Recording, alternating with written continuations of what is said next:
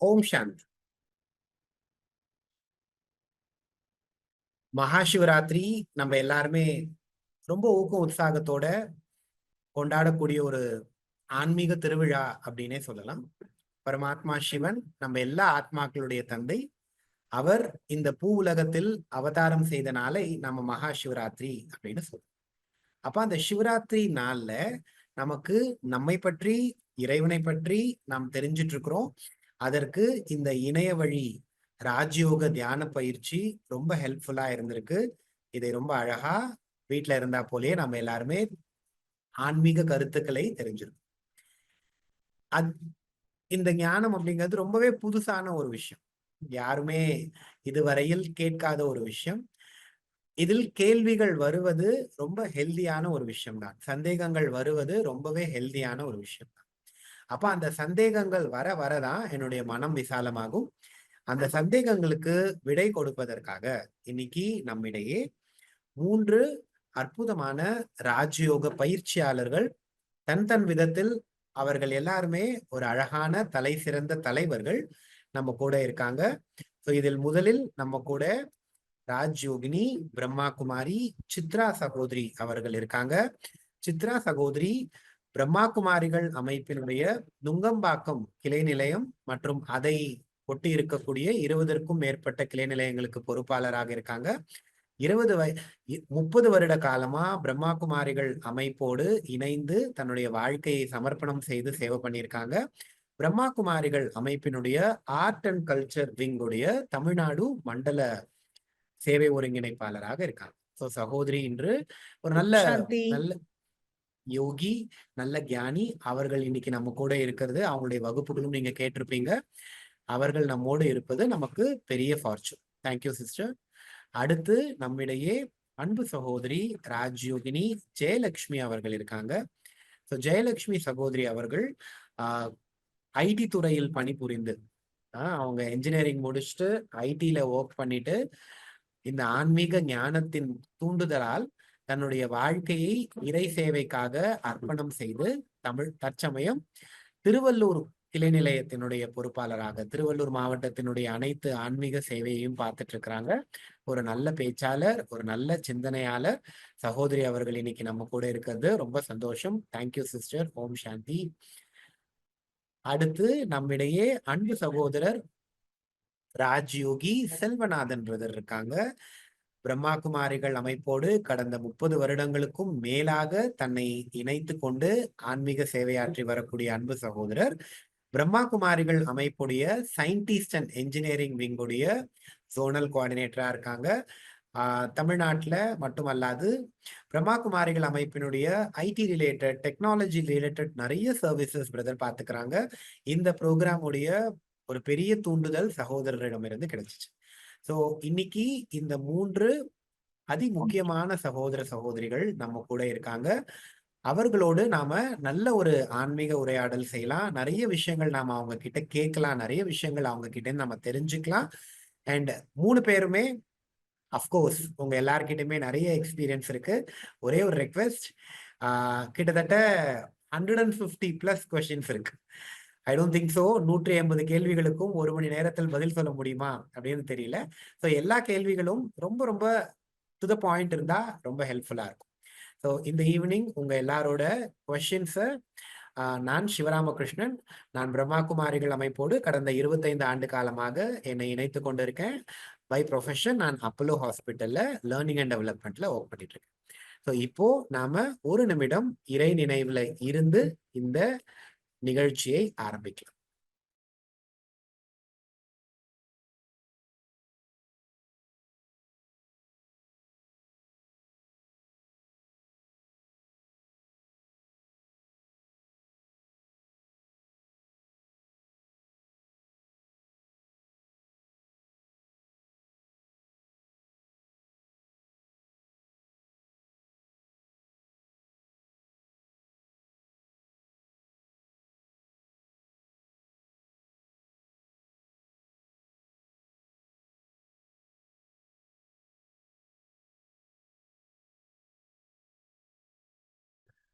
ஓம் சாந்தி.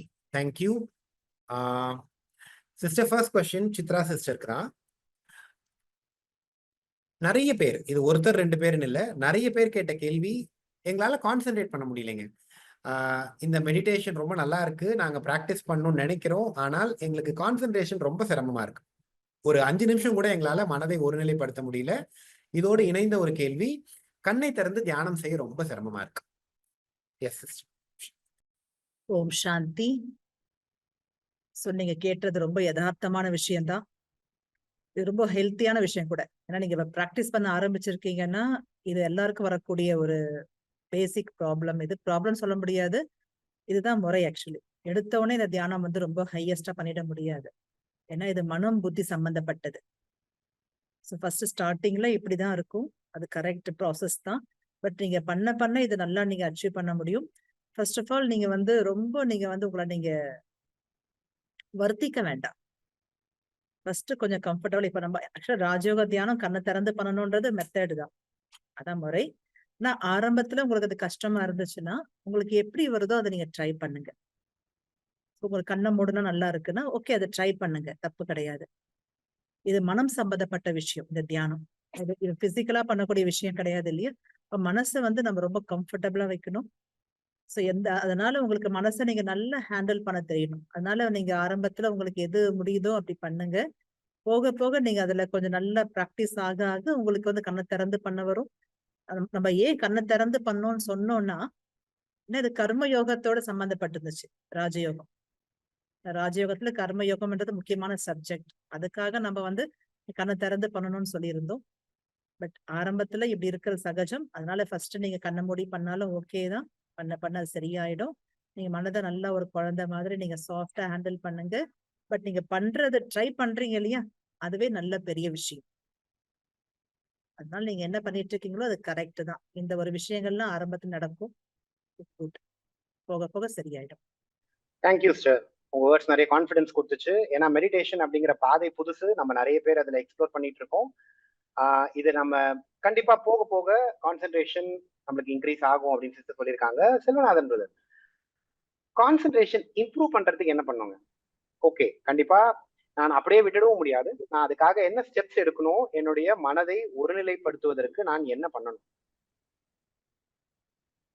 கான்சென்ட்ரேஷன்ன்றது வந்து மனசும் நம்முடைய புத்தியும் ஒரே காரியத்தில் ஈடுபட வைக்க வேண்டும்.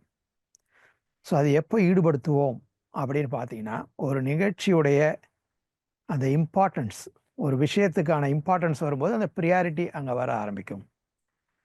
இப்போ உதாரணத்துக்கு பாருங்க, ஒரு ஹாஸ்பிட்டல்லே இருக்கிறாரு, ஒருத்தர் பேஷண்ட் இருக்காரு, வர்றாரு, அவரை கவனிச்சுட்டே இருப்பார். ஆனால் அதே டாக்டர் திடீர்னு ஒரு சீரியஸ் கேஸ் ஒன்று வந்துடுச்சு, அதாவது இவருக்கு இருக்கிற பேஷண்ட்டுக்கு வயத்தில் ப்ராப்ளம், அதை பார்த்துட்டு இருக்கார். ஆனால் திடீர்னு ஒரு பேஷண்ட்டுக்கு ப்ரீத்திங்கே வர முடியலன்ட்டு ஒருத்தர் இடத்துல வந்து சேர்க்குறாங்கன்னு வச்சுங்க, டாக்டர் உடனே எல்லாத்தையும் விட்டுட்டு அந்த பேஷண்ட்டை பார்ப்பார். ஸோ அங்கே காரணம் என்னென்னா, அதுக்கு உள்ள இம்பார்ட்டன்ஸ் அதிகம், அந்த நேரத்தில் அதனோட வேல்யூ அதிகம். அதே மாதிரி நாம் என்ன பண்ணணும், நாம் செய்யக்கூடிய காரியத்தில் எது இம்பார்ட்டன்ஸு, எதற்கு நான் இப்பொழுது நேரம் கொடுக்கணுன்ட்டு அந்த வேல்யூவேட் பண்ண ஆரம்பிக்கணும். அந்த மாதிரி வேல்யூ பண்ணும்போது நம்ம ஃபில்டர் பண்ணிவிடுவோம். தேவையில்லாத விஷயங்கள்லாம் இப்போதைக்கு தேவையில்லை. உதாரணத்துக்கு நான் இன்னைக்கு செய்ய வேண்டிய விஷயங்களுக்கு நான் கான்சன்ட்ரேட் பண்ணணும், நாளைக்கோ இல்லை அடுத்த மாதமோ செய்ய வேண்டிய விஷயங்கள் இப்பொழுது அதை பற்றி சிந்திக்க வேண்டிய அவசியம் இல்லை. இந்த மாதிரி நம்ம ப்ரியாரிட்டைஸ் பண்ணும் பொழுது அந்த நம்பர் ஆஃப் தாட்ஸ் கிரியேட் ஆகிறது குறைஞ்சிடும். உங்களுக்கு ஆரம்ப வகுப்புலேயே சொல்லியிருப்பாங்க, டிஃப்ரெண்ட் டைப் ஆஃப் தாட்ஸ் இருக்குது, பாசிட்டிவ், நெகட்டிவ், வேஸ்ட்டு, இதெல்லாம். ஸோ இந்த வேஸ்ட்டு தாட்ஸ் எல்லாம் குறைய ஆரம்பிச்சிடும். ஸோ இந்த மாதிரி திங்கிங்கோட குறைய ஆரம்பிக்கும் பொழுது அந்த குவான்டிட்டி ஆஃப் தாட்ஸ் குறைஞ்சிரும். அப்போ மிக குறைந்த எண்ணங்கள் தான் இருக்கும். ஸோ அந்த குறைந்த எண்ணங்களில் எதுக்கு அதிகம் கவனம் கொடுக்கணுமோ அதை கவனம் கொடுக்கணும். ஸோ அதனால் நாம் எடுக்க போகிற செயல்களில் எதற்கு முக்கியத்துவம் கொடுக்க வேண்டும், அதோட வேல்யூ என்ன அப்படின்றத நாம் திங்க் பண்ணிவிட்டு, ஸோ இதற்கு நான் இப்பொழுது முக்கியத்துவம் கொடுக்க வேண்டும் அப்படின்ற அந்த விஷயத்தை சிஸ்டர் சொன்ன மாதிரி மனசை குழந்தை போல அதுக்கு புரிய வைத்தோம்னா, மனசு வேறு விஷயங்களை சிந்திக்க ஆரம்பிக்காது. சிந்திக்கிறது தப்பு இல்லை. நான் இன்றைக்கி இப்போயும் திங்க் பண்ணலாம், நாளைக்கு நடக்கிற விஷயத்தையும் திங்க் பண்ணலாம், அடுத்த வருஷம் நடக்கக்கூடிய விஷயத்தையும் திங்க் பண்ணலாம். ஆனால் இப்போ நான் அந்த ஜூம் மீட்டிங்கில் இருக்கிறேன், எனக்கு இப்போ கிடைக்கிற விஷயந்தான் இம்பார்ட்டண்ட்டு, அதை வந்து நாளைக்கு கூட பார்த்துக்கலாம், எனக்கு அதுக்கு நேரம் இருக்குது, இந்த ரியலைசேஷனை என்னோடய மனசுக்கு நான் கொடுத்தேன்னா, உடனே அந்த புத்தி தான் அந்த காரியத்தை செய்யணும். இதுதான் இப்போ செய்யணும் அப்படின்னு. ஏன்னா புத்திக்கு தான் அந்த தெளிவு இருக்கிறது. அந்த தெளிவை மனசுக்கு சொல்லி கொடுக்கணும். மனசு வந்து குழந்தை மாதிரி, புத்தி வந்து பெரியவர் மாதிரி. ஸோ குழந்தை எது வேணால் செய்ய விருப்பப்படும். ஆனால் பெரியவர் தான் எதை எப்பொழுது செய்யணும், அதனால் என்ன பலன் அப்படின்றது அவருக்கு நாலேஜ் இருக்கும்போது அது அவர் குழந்தைக்கு புரிய வச்சார்னா குழந்தை ஏற்றுக்கொள்ளும். ஸோ இதை தான் நம்ம தியானத்தில் செய்கிறோம். கண்டிப்பாக நான் இப்போ தியானம் பண்ண போகிறேன், அதனால் நான் எல்லாத்தையும் விட்டுட்டு போகிறேன்னு இல்லை.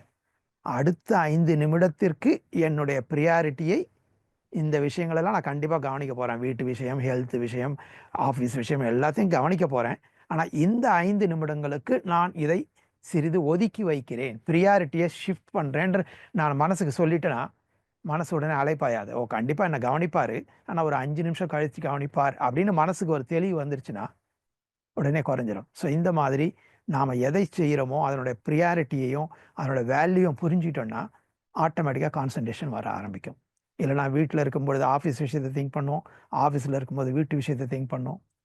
ஸோ அந்த மனதை கொஞ்சம் கொஞ்சமாக அதுக்கு புரிய வைக்கணும், எதுக்கு ப்ரியாரிட்டி கொடுக்கணும், எதை எப்பொழுது சிந்திக்க வேண்டும் அப்படின்ற அந்த ப்ரியாரிட்டிக்கு ட்ரைனிங் பண்ணிட்டேன்னா ஆட்டோமேட்டிக்காக அவங்களுக்கு வரக்கூடிய நம்பர் ஆஃப் தாட்ஸ் குறைஞ்சிரும்.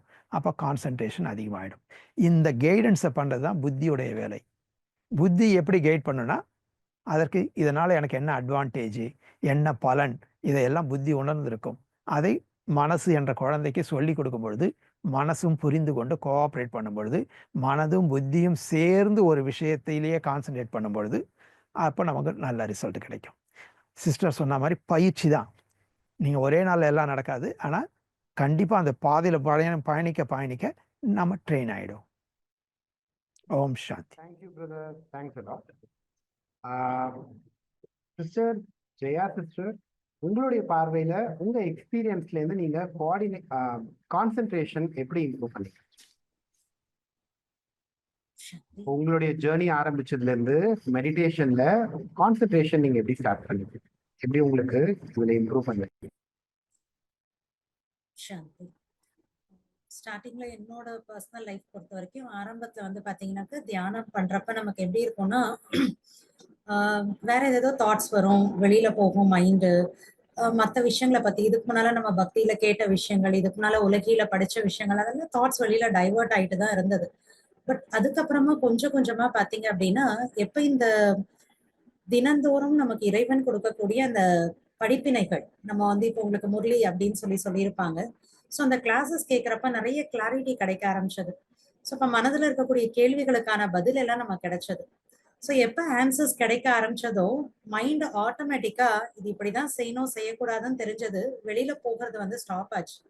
இப்போ மெதுவாக பாத்தீங்கன்னாக்க நம்ம கான்சென்ட்ரேஷன் இன்க்ரீஸ் ஆக ஆரம்பிச்சது.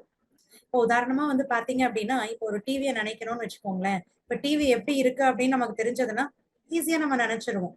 பட் டிவி எப்படி இருக்குன்னே எனக்கு தெரியலன்னா அதை பார்க்கணும், அதை நினைக்கணும் அப்படின்னா கஷ்டமா இருக்கும். ஸோ கான்சென்ட்ரேஷன் நமக்கு மெடிடேஷன்ல வர்றது அப்படிங்கிறது எப்படின்னா அந்த தியானத்தினுடைய விஷயங்களை நம்ம கிளியரா தெரிஞ்சுக்க மனசு அதுல ஈஸியா வந்து ஈடுபட ஆரம்பிக்கும். கிளாரிட்டி இருக்கிறப்ப நம்மளால ஈஸியா விஷுவலைஸ் பண்ண முடியும். நாலேஜ் இருக்கிறப்ப ஃபோக்கஸும் நமக்கு ஈஸியா வந்து வந்துடும். அண்ட் ஒன் திங் இதுல மெயின் என்ன அப்படின்னா ஒண்ணு இன்ட்ரெஸ்ட், ரெண்டாவது முயற்சி. எடுத்தோடனே வந்துருமா அப்படின்னா அப்படி கிடையாது, ஆனா முடியாது அப்படின்னும் கிடையாது நமக்கு கண்டிப்பா. ஏன்னா நமக்கு இல்ல அப்படின்னு இல்ல, எந்த ஒரு வேலை பண்ணனாலும் பொதுவா வந்து எனக்கு ஒரு பிடிச்ச மியூசிக் கேட்கறேன்னா எனக்கு கான்சென்ட்ரேஷன் இருக்கு, அதனாலதான் கேட்கறேன். ஸோ நம்ம ஒவ்வொருத்தர்கிட்டயுமே அந்த பவர் இருக்கு. நமக்கு மெடிடேஷன் வரப்ப இந்த டவுட் ஏன் வருது அப்படின்னா நமக்கு நியூ திங்கா இருக்கு. மற்ற விஷயங்கள்ல இருந்து டிட்டாச் ஆகி இதுல கொஞ்சம் மைண்டை கொண்டு வரணும் அப்படிங்கிறப்ப நமக்கு நியூ திங்னால இந்த கொஸ்டின்ஸ் வருது. But as such practice makes a man பெர்ஃபெக்ட்னு சொல்லுவாங்க. ஸோ முயற்சி பண்றப்ப அந்த ஃபோக்கஸ் கொடுக்க அந்த ஒரு தாட்ஸ் கிரியேட் ஆக ஞானத்தினுடைய கிளாரிட்டி கிடைக்க கான்சென்ட்ரேஷன் நமக்கு ரொம்ப ஈஸியாகவே வந்து வரும். இன்னொன்னு நம்ம நினைக்கிறப்ப கொஞ்சம் கொஞ்சமா வரும். எடுத்தோடனே நம்ம ஃபர்ஸ்ட் ஸ்டெப் வரும்னு சொல்லலாம். இப்போ ஒரு 20 படி ஏறணும் அப்படின்னா ஃபர்ஸ்ட் 2வது படி ஏறுறப்பவே வந்து எனக்கு 20வது படி ஏறின ஒரு அனுபவம் அந்த அளவுக்கு எனக்கு இருக்குமா அப்படின்னு நினைச்சா எனக்கு வரலையே அப்படின்னு நம்ம நினைக்க கூடாது. பண்ண நிச்சயமா ஃபர்ஸ்ட் செகண்ட் ஸ்டெப் ஏறிட்டோம், அந்த லெவலுக்கு வந்துருச்சுன்னா மெதுவா ஏறி 20வது படி கூட போயிடலாம். ஸோ அதனால நம்மளுடைய பிராக்டிஸ் தான் இதுல மெயின். இன்னொன்னு ஞானத்தினுடைய கிளாரிட்டி, இது இருந்ததுன்னா எனக்கு பொறுத்தவரைக்கும் ஈஸியா நம்ம கான்சென்ட்ரேஷன் கொண்டு வர முடியும். நிறைய கிளாரிட்டி இருக்கு. அப்படியே உங்களுக்கு தான் நெக்ஸ்ட் கொஸ்டின். நம்ம நிறைய ஹத்தி யோகால எல்லாம் ஸ்டேஜஸ் இருக்கு. ராஜயோகால ஸ்டேஜஸ் இருக்கா? அப்படி ஸ்டேஜ் இருக்கு அப்படின்னா ப்ளீஸ் எக்ஸ்பிளைன். ஓகே. ராஜயோகால பாத்தீங்கன்னாக்கா நிறைய டிஃப்ரெண்டான ஸ்டேஜஸ் பத்தி எல்லாம் சொல்லுவாங்க. 4-5 ஸ்டேஜஸ் இப்படி எல்லாம் சொல்லுவாங்க. பட் நம்ம ரொம்ப சிம்பிளா நம்ம புரிஞ்சுக்கணும் அப்படின்னா, இப்ப இன்னைக்கு இருக்கக்கூடிய ஸ்டேஜ்ல ராஜயோகங்கிறது ஒண்ணுமே இல்ல, ஒன்லி 3 திங்ஸ். 3 விஷயங்கள் தான். ஒண்ணு சுயத்தை அறிதல், 2வது இறைவனை தெரிந்து கொள்ளுதல், 3வது தியானம். 3 விஷயங்கள் தான். ஸோ மெடிடேஷன் ராஜயோகால நம்ம என்ன பண்றோம்னா, ஃபர்ஸ்ட் ஆத்மா அப்படிங்கிற அந்த உணர்வுல உட்கார்றோம்.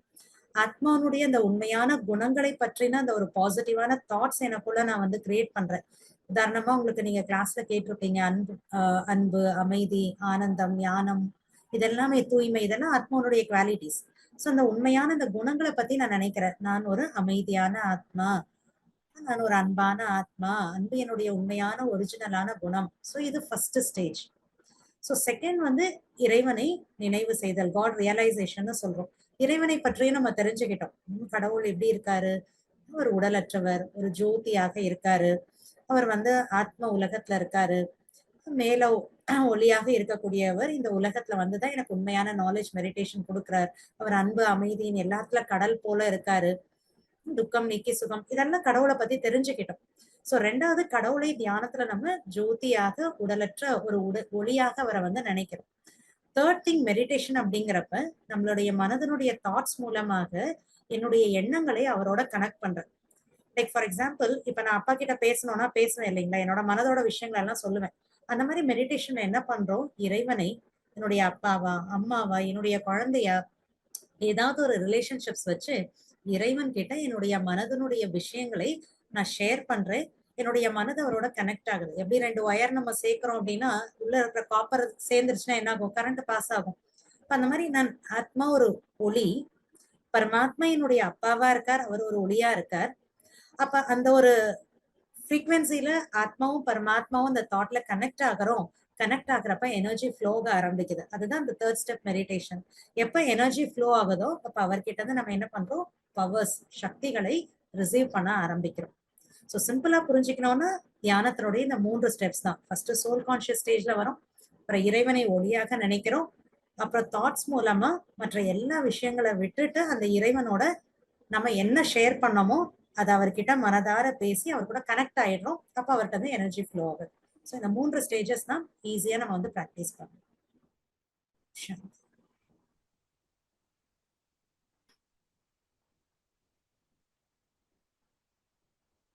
கேட்கல பிரதர்.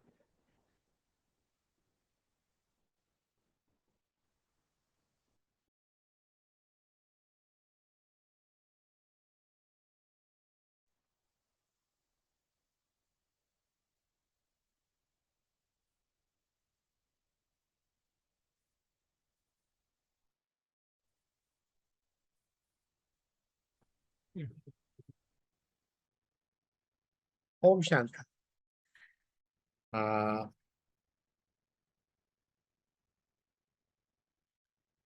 ஓகே, செல்வநாதன் பாய், உங்களுக்கு தான் அடுத்த கேள்வி. நிறைய பேருக்கு கண்களை திறந்து வைத்து தியானம் பண்ணக்கூடிய பழக்கம் இல்லை. ஆனால் ராஜயோகம் அப்படிங்கிறது கண்களை திறந்து வைத்து தியானம் செய்வது அப்படின்னு சொல்றீங்க. இது எங்களுக்கு கொஞ்சம் லாஜிக்கலி இடிக்குதே பிரதர். கண்களை திறந்து வச்சா எங்களுக்கு நிறைய விஷயம் ஞாபகம் வந்துட்டே இருக்கு, என்ன பண்ணலாம்? சிஸ்டரும் அவங்களுடைய பதில்ல சொல்லியிருந்தாங்க, இது கர்ம யோகா அப்படின்னு சொல்லியிருந்தாங்க. அதாவது நம்ம தியானம்னு தனியா நேரம் ஒதுக்கி தனியா அதற்காக அமர்ந்து தனியா தியானம் செய்வது கிடையாது. அதாவது தியானத்தில் இருக்கிற அந்த ஒரு எலிவேட்டட் அவேர்னஸ், எலிவேட்டட் கான்ஷியஸை நம்முடைய டே டு டே லைஃப்ல, ப்ராக்டிக்கல் லைஃப்ல கொண்டு வர வேண்டும். அந்த ஹை லெவல் கான்ஷியஸ்னோட நான் காரியம் செய்யும் பொழுது என்னோட காரியத்துடைய குவாலிட்டியும் எஃபிஷியன்சியும் டெவலப் ஆகும். அதுதான் கர்ம யோகா. அதாவது கர்மங்கள், அதாவது ஆக்ஷன், யோகா இன் ஆக்ஷன். ஒருத்தர் வந்து தரையை ஸ்வீட் பண்ணிட்டு இருக்காருன்னா என்ன கேட்டேன்னா தரையை ஸ்வீட் பண்ணியிருக்கான்னு சொல்லுவாங்க. அது உதாரணத்துக்கு ஒருத்தர் கல்லை உடைச்சிட்டு இருக்காரு, சிலை வடிச்சிட்டு இருக்கிறாங்க. அந்த சிற்பிக்கிட்ட போய் கேட்ட உடனே ஒருத்தர் சொல்லுகிறாரு, நான் என்ன கல்லை உடைச்சிட்டு இருக்கிறேன்னு சொல்றாரு. அடுத்தவர்கிட்ட போய் கேட்கும் பொழுது, நான் இந்த கோயிலுக்கான படிக்கட்டுகளை செய்து கொண்டிருக்கிறேன் அப்படின்றார். மூணாவது சிற்பியை போய் கேட்கும் பொழுது, நான் இந்த மூர்த்தியுடைய சிலையை வடித்து கொண்டிருக்கிறேன்றார். 3 பேர் செய்யறதும் ஒரே காரியம்தான். ஆனால் 3 பேரும் 3 அவேர்னஸ்ல செய்கிறார்கள். ஸோ நமக்கு நம்முடைய வாழ்க்கையில காரியங்கள் செய்யும் பொழுது தான் யோகா பண்ண, அதாவது செய்யும் பொழுதும் யோக நிலையில் இருக்க வேண்டும். அப்போ அந்த ஹை லெவல் திங்கிங் வரணும்னா நம்ம டே டு டே லைஃப்ல எப்படி இருக்கணுமோ அதே லெவலில் நம்மளுடைய யோகாவோட மெத்தடை ப்ராக்டிஸ் பண்ண ஆரம்பிச்சோன்னா அது ப்ராக்டிக்கல் லைஃபுக்கு யூஸ்ஃபுல்லாக இருக்கும். அதுக்காக தான் நாம் என்ன பண்ணுறோம், கர்ம யோகா ஸ்டைலில், அதாவது கண்களை திறந்து தான் நாம் வாழ்ந்து கொண்டு இருக்கிறோம். அதை என்னுடைய மனதை ஒருநிலைப்படுத்துவது, நான் முடிவெடுக்கக்கூடிய திறமையை அதிகரிப்பது, அடுத்தவருடன் பழகுவது, இந்த விஷயங்களை எல்லாமே கண்களை திறந்து கொண்டே நான் பயிற்சி செய்து விட்டேன் என்றால் அது என்னுடைய நடைமுறை வாழ்க்கைக்கு மிகவும் உதவிகரமாக இருக்கும். அதனால தான் நாம் இங்கே தியானத்தை என்ன பண்ணுறோம், எப்படி நார்மல் லைஃப் லீட் பண்ணுறோமோ அதே போலவே அந்த நார்மல் கண்டிஷன்லேயே வரணுன்றதுக்காக தான் நான் கண்களை திறந்து பயிற்சி செய்ய வேண்டும்ன்றோம். இன்னொன்று, எப்போ நீங்கள் கண்களை மூடுறீங்களோ அப்போ மொமெண்ட்ரி உங்களுக்கு கான்சன்ட்ரேஷன் டெவலப் பண்ண மாதிரி தோணும். ஆனால் எப்போ கண் என்ற ஒரு அவயம் மூடுதோ அப்பொழுது மற்ற அவயங்கள், மற்ற சென்சஸ் ஸ்டார்ட் ஓப்பனிங். உதாரணத்துக்கு நான் கண்ணை மூடின உடனே என்னுடைய காதுகள் ரொம்ப சுறுசுறுப்பாயிடும். ஒரு சின்ன சத்தம் கேட்டால் கூட என்ன நடந்திருக்குன்னு கண்ணை திறந்துடுவேன். அது வரைக்கும் அது சாதாரண சத்தமாக இருக்கும். ஆனால் கண் மூடின பிறகு அந்த சின்ன சத்தம் கூட எனக்கு பெரிய டிஸ்டர்பன்ஸ் ஆகிடும். ஸோ மற்ற சென்சஸ் வேலை செய்ய ஆரம்பிச்சிடும்.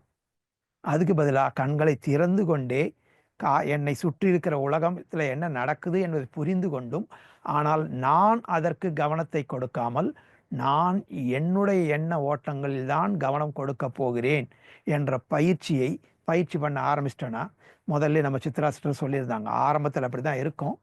ஆனால் இந்த பயிற்சி செய்ய செய்ய உங்களுக்கு நடைமுறை கால்கள் ரோடை பார்த்து நடந்து கொண்டிருக்கும், கண்கள் ரோடை பார்க்கும், கால்கள் நடக்கும், கைகள் பைகளை எடுத்துகிட்டு போவோம். ஆனால் மனசு சும்மா இருக்கும். அந்த நேரத்தில் மனசும் கடவுளை நினைத்து கொண்டு, கடவுள் சொன்ன விஷயங்களை நினைத்து கொண்டு நடக்க ஆரம்பிக்கும் பொழுது அது கர்ம யோகாவாக மாறிவிடுகிறது. இல்லைன்னா அந்த நேரத்தில் வேற எதையோ தேவையில்லாத நினைப்போம். ஸோ அந்த நேரம் நமக்கு மிச்சப்படுகிறது. அந்த நேரத்தில் சந்திக்கக்கூடிய மனிதர்களை நான் எப்படி இன்ட்ராக்ட் பண்ணுறேன், இந்த விஷயங்கள்லாம் எனக்கு இம்ப்ரூவ் ஆகுது. ஸோ நடைமுறை வாழ்க்கைக்கு இந்த யோகம் ஒத்து வர வேண்டும் என்றதுனால நடைமுறையில் நாம் எப்படி வாழ்க்கையை வாழ்வோமோ அதே மாதிரி கண்களை திறந்த நிலையிலேயே பயிற்சி செய்து நம்ம மனதை ஒருநிலைப்படுத்தி விட்டோம் என்றால் அது நடைமுறை வாழ்க்கைக்கு உபயோகப்படும்ன்றதுனால தான் நம்ம ஆரம்பத்துல இருந்தே கண்களை திறந்த நிலையில் செய்யலாம்னு சொல்றது. ராஜயோகத்துடைய ஸ்பெஷாலிட்டியே கண்களை திறந்து வைத்து தியானம் பண்றது. நான் ஒண்ணு சொல்ல விரும்புறேன் இதுல. எஸ் பிரதர் ரொம்ப அழகா சொன்னாரு சிந்தானந்தர் பாய். கூடவே பாத்தீங்கன்னா இப்போ கண்ணை மூடி நம்ம பண்றோம் அப்படின்னா ஃபர்ஸ்ட் நல்லாதான் இருக்கும், அது ரொம்ப கம்ஃபர்டபுளா இருக்கும், மனசு ஒருமுகப்படுத்துற மாதிரி இருக்கும். ஆனா கொஞ்ச நேரம் பொறுத்து நம்ம பாத்தீங்கன்னா விழிப்புணர்வு கம்மியாயிடும், தூக்க நிலைக்கு போயிடுவோம். அது இயற்கை தான். கண்ணை மூடினாலே நமக்கு தூங்கி தூங்கி பழக்கம் இருக்கிறதுனால நம்ம யோகத்துல நம்ம அமர்ந்து பண்ணும்போது தூக்க நிலைக்கு போயிடுவோம். இன்னொரு விஷயம் என்ன அப்படின்னா, நம்ம கண்ணை திறந்து பண்ணும் பொழுது முக்கியமான விஷயம், நம்ம கண்கள் மூலமாக சக்திகள் நம்மளால பரப்ப முடியும். சொல்லுவாங்களே உலகத்துல, கல்லடி பட்டாலும் படலாம், கண்ணடி படக்கூடாதுன்னு சொல்லிட்டு. ஏன்னா கண்ணுக்கு பவர் இருக்கு. கண்ணு ஒரு இந்திரியம் அப்படின்னு சொன்னா கூட நம்முடைய எண்ணம், உள் உணர்வினுடைய அவுட்கம், வெளிப்பாடு கண்கள் மூலமாக வெளிவரும். இப்ப நம்ம என்ன நினைக்கிறோமோ அதனுடைய எனர்ஜி வைப்ரேஷன் கண்கள் மூலமாக பரவும். நம்ம தியானத்துல பொதுவாவே சிரேஷ்ட எண்ணங்களை கொண்டு வரும், பாசிட்டிவா திங்க் பண்றோம், பரமாத்மாவோட இணைகிறோம், ரொம்ப ஒரு ஹையஸ்ட் எனர்ஜி. இப்போ கண்ணை திறந்து பண்ணும் பொழுது நம்ம எங்க இருந்து பண்றோமோ அந்த இடத்திற்கு நல்ல வைப்ரேஷன் கிடைக்கும். நம்ம யார பாக்குறோம், நம்ம அந்த ஆத்மா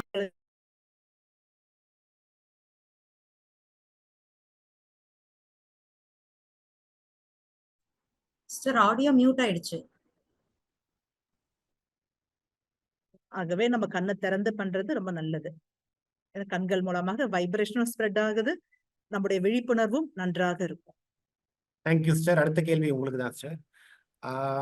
சரி, ஈகோ மனிதனுக்கு நிறைய நேரத்தில் துக்கம், கவலைக்கு காரணமாக இருக்கிறது ஈகோ.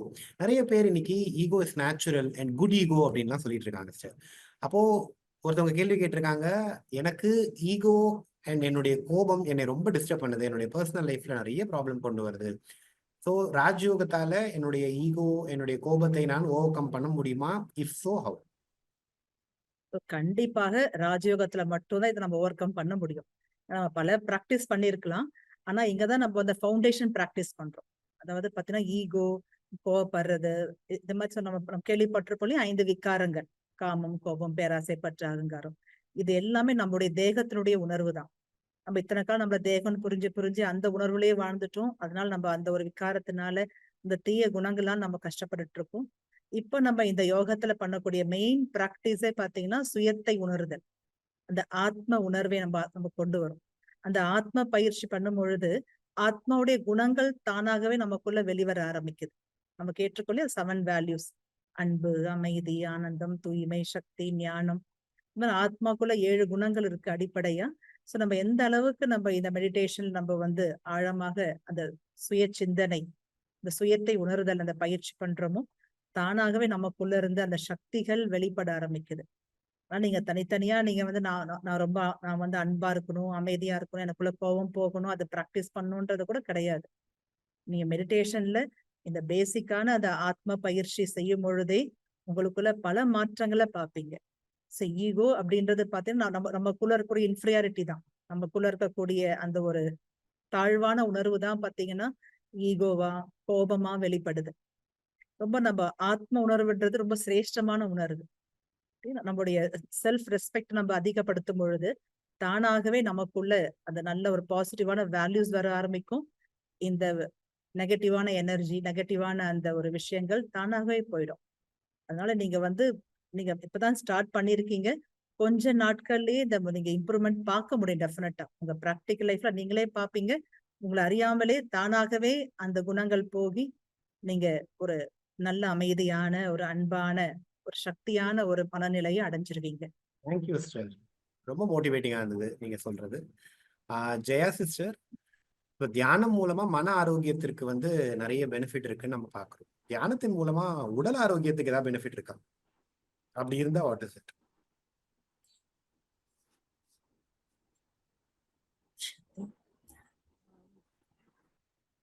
உலகத்துல என்ன சொல்லுவாங்கன்னா, எப்படிப்பட்ட உணவோ அப்படிப்பட்ட மனம், எப்படிப்பட்ட மனமோ அதற்கேற்ற உடல் அப்படின்னு ஒரு பழமொழியே சொல்லுவாங்க. ஸோ உடல் ஆரோக்கியம் அப்படிங்கிறது மன ஆரோக்கியத்தை பொறுத்து நிறைய அமையுது. காரணம் என்ன அப்படின்னு பாத்தீங்கன்னா, மெடிடேஷன் பண்றப்ப மைண்ட் நமக்கு ரொம்ப சைலண்டா, பீஸ்ஃபுல்லா இருக்கு. இந்த டென்ஸ், இரிட்டேஷன் இது எல்லாத்துல இருந்து மைண்ட் டிட்டாச் ஆகுது. இப்போ மைண்ட் எவ்வளவு இது எல்லாத்தையுமே நம்ம ஓவர் கம் பண்றோமோ அந்த அளவுக்கு உடல் ஆரோக்கியம் அப்படிங்கிறது ஆட்டோமேட்டிக்கா இம்ப்ரூவ் ஆகுது.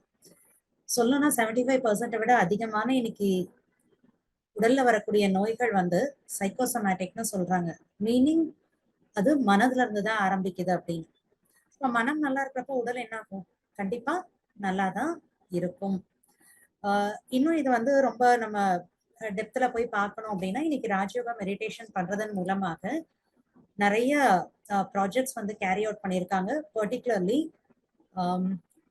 ஹார்ட்ல வரக்கூடிய அந்த பிளாக்கேஜஸ் மெடிடேஷன் மூலமா ஒரு நல்ல பாசிட்டிவான லைஃப் ஸ்டைல் மூலமாக சர்ஜரிஸ் அவாய்ட் பண்ணி பல பேர் இன்னைக்கு ரொம்ப ஹெல்த்தியான லைஃப் லீட் பண்ணிட்டு இருக்காங்க. ஸோ நல்ல ஒரு ப்ராப்பரான ஒரு lifestyle, healthy lifestyle கூடவே exercise plus Rajayoga meditation practice பண்றப்ப ஹார்ட் பிளாக்கேஜஸை கூட ஓவர் கம் பண்ண முடியுது. ஸோ அதனால உடல் ஆரோக்கியம் அப்படிங்கிறது நிச்சயமாக மனநிலை நல்லா இருக்கிறப்ப உடல் ஆரோக்கியம் நிச்சயமாக ரொம்ப நல்லா இருக்கும். அதுல டவுட்டே நமக்கு கிடையாது. ரொம்ப எக்ஸாம்பிளா இன்னும் சொல்லணும் அப்படின்னா, சில டைம்ல நமக்கு ரொம்ப ஹெட்டேக்கா இருக்கு அப்படின்னு நம்ம ஃபீல் பண்ணுவோம். ரொம்ப தலைவலிக்குது அப்படின்னு சொல்லுவோம். ஆனா அதுக்கு காரணம் நிறைய டைம் பாத்தீங்கன்னாக்க எதையாவது பத்தி ரொம்ப அதிகமா திங்க் பண்ணிருப்போம். அதனால அந்த தலைவலி வந்திருக்கும். பட் மெடிடேஷன் பண்றப்ப நமக்கு மனதுல கிளாரிட்டி கிடைக்குது. அப்ப ஆட்டோமேட்டிக்கா என்ன பண்ணக்கூடாதுன்னு தெரியுது. ஒவ்வொரு விஷயங்களுக்கான இது ஏன் நடக்குது எல்லாமே இந்த கோர்சஸ் கிளாஸஸ்ல கிடைக்குது. அப்ப தியானம் பண்றப்ப அந்த பவர் நமக்கு கிடைக்கிறதுனால, அந்த ஞானம் கிடைக்கிறதுனால மனசுக்கு ஃபுல் ஸ்டாப் ஈஸியா வச்சிடுவோம். அப்ப ஹெட்டேக் கூட வராது. இந்த மாதிரி உடல் ரீதியில பாத்தீங்கன்னா எல்லா ஆங்கிள் நமக்கு தியானத்தினால நன்மைதான் இருக்கு. Thanks a lot sister. என் மனசை நல்லா வச்சுக்கிட்டேன் அப்படின்னா என்னுடைய உடல் நல்லா இருக்கும். ஒருவேளை என்னுடைய உடலுக்கு நோய் வந்தாலும் கூட எனக்கு நோய் வேற வலி வேற இல்லையா? ஸோ நான் மனதை நல்லா வைத்துக் கொள்ளும் பொழுது நான் நோயை உணரும் போது நான் வலி உணர மாட்டேன். நோய் போகும். That's okay. சிஸ்டர் சொல்றாங்க மனம் ஆரோக்கியமாக இருந்தால் என்னுடைய ஹெல்த் ரொம்ப நல்லா இருக்கும் அப்படின்ட்டு. ஒரு வேளைங்க எனக்கு ஹெல்த்தே கூட ஏதோ ஒன்று வந்துருச்சு அப்படின்னா கூட என்னுடைய மனம் ஆரோக்கியமாக இருக்கும்போது நோய் மட்டும்தான் இருக்கும், வலி இருக்காது. எக்ஸ்பீரியன்ஸ் பண்ணி பாருங்க. செல்வநாதன் பிரதர், அடுத்து உங்களுக்கு தான் கேள்வி. என்னுடைய பெரிய பிரச்சனை ஓவர் திங்கிங். நான் நிறைய யோசிக்கிறேன். ஒரு சின்ன விஷயம் நான் கூட நிறைய யோசிக்கிறேன். அண்ட் இது நிறைய பேருடைய பிரச்சனையாக இருக்கு. அப்போ ஓவர் திங்கிங்க்கு என்ன பண்ணணும்? கரெக்ட் தான். ஓவர் திங்கிங்னாலே நம்முடைய மனம் அதிகமாக சிந்திக்கிறது. ஸோ அதிகமாக சிந்திக்கும் பொழுது குவாலிட்டி குறையும். எங்கே குவான்டிட்டி அதிகமாகுதோ அங்கே குவாலிட்டி ஆட்டோமேட்டிக்காக குறையும். நீங்கள் கூட கடையில் போயிட்டு ஒரு பழக்கடைக்காரர்கிட்ட ஒரு 100 ரூபா கொடுத்து 10 பழம் கொடுங்கன்னா அது ஒரு மாதிரி கொடுப்பாரு. 4 பழம் கொடுங்க, நல்ல பழமாக கொடுங்கன்னா அதுக்கு வேறு மாதிரி இருக்கும். So very simple, quantity increase ஆச்சுன்னா குவாலிட்டி குறையும். ஸோ அதை போல் நம்மளுடைய மனசில் இருக்கிற எண்ணங்கள் அதிகமாக அதிகமாக அதனுடைய பவர் ஆஃப் தாட் வந்து குறைய ஆரம்பிக்கும். ஸோ அதனால் நம்ம நம்பர் ஆஃப் தாட்ஸை குறைக்கணும்.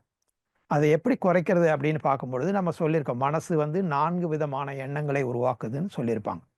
Positive thoughts, negative thoughts, normal day to day necessary தாட்ஸ்ன்னு சொல்கிறோம். 4th வந்து வேஸ்ட் தாட்ஸ். இன்றைக்கி மோஸ்ட் ஆஃப் த டைம் நம்மளோட திங்கிங்கில் நிறைய போர்ஷனாக எடுக்கிறது எதுனா வேஸ்ட் தாட்ஸ் தான். நெகட்டிவ் தாட்ஸோட குறைவாக இருக்கலாம், ஆனால் வேஸ்ட் தாட்ஸ் நிறைய. ஏன்னா அது வேஸ்ட்னே தெரிவதில்லை நமக்கு. நாம் என்னவோ நினச்சிருக்கோம், இதை சிந்திக்கணும், இப்போவே பிளான் பண்ணணும், இப்போவே ப்ராக்டிஸ் பண்ணணும்னு நினச்சிட்டு இருக்கோம். ஆனால் அது டூ மச், தேவையில்லை. அதை வந்து எப்போ தேவையோ அப்போ நினைக்கலாம். இனிமீடியட்டாக செயல்படுத்தக்கூடிய விஷயமாக இருந்தால் சிந்திக்கலாம்.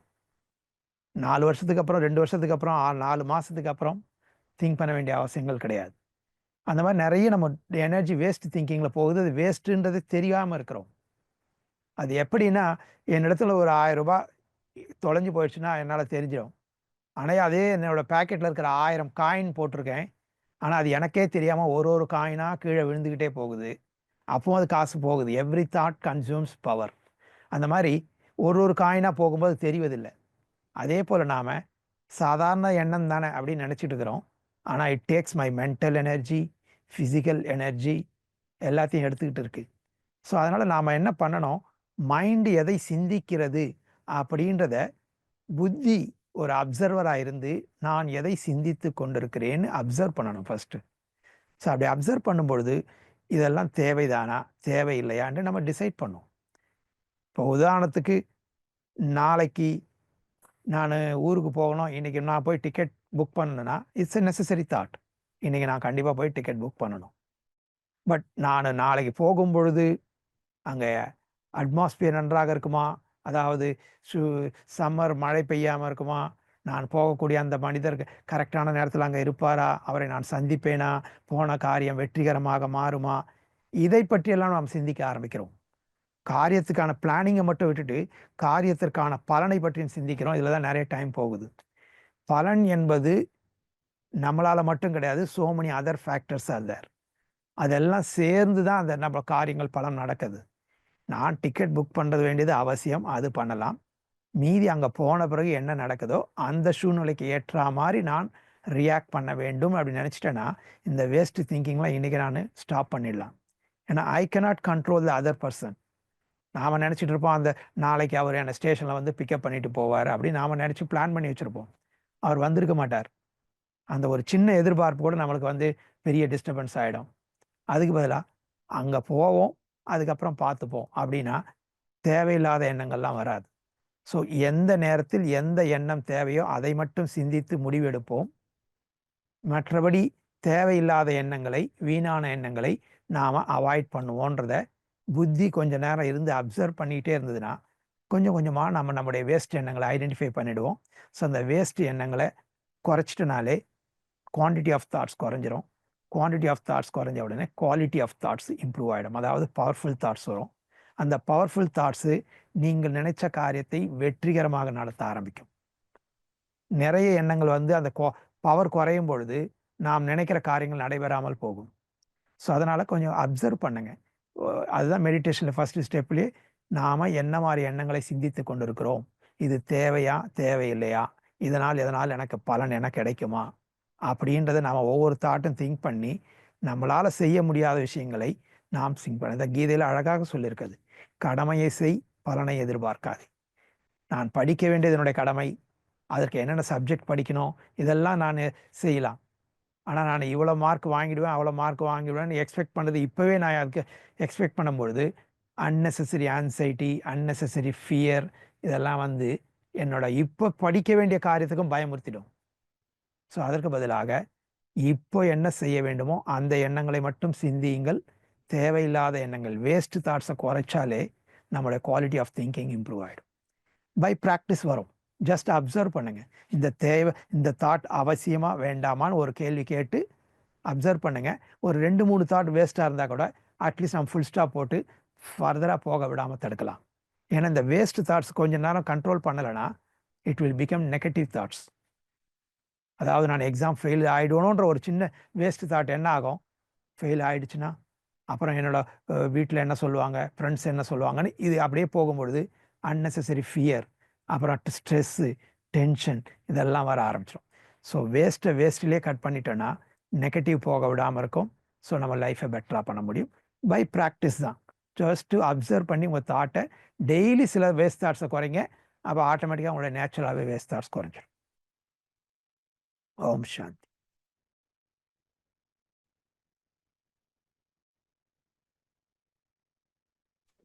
Thanks a lot. சித்ரா சிஸ்டர், உங்களுக்கு நெக்ஸ்ட் கொஸ்டின். நம்ம நிறைய நம்மளை பத்தி தெரிஞ்சிட்டோம், கேட்டோம், ஓவர் திங்கிங் பத்தி எல்லாம் பார்த்தோம். பரமாத்மா இறைவன் இந்த உலகத்திற்கு வராரு, புது உலகத்தை உருவாக்குறாரு அப்படின்ட்டு ஒரு சகோதரி கிளாஸ்ல சொன்னாங்க. இப்போ கலியுகம் அழிஞ்சிருமாங்க? அப்ப நாங்கெல்லாம் செத்து போயிடுவோமா? அப்ப என்ன ஆகும்? எங்களுக்கு அந்த இதை பத்தி கொஞ்சம் சொல்லுங்களேன். கேள்வி இது. ஆக்சுவலி பாத்தீங்கன்னா நீங்க அந்த டிராமான்ற அந்த கிளாஸ் கேட்டிருப்பீங்க. இந்த நாடகத்துல பாத்தீங்கன்னா உலக மாற்றம் என்பது ஒரு இயற்கையான விஷயம்தான்.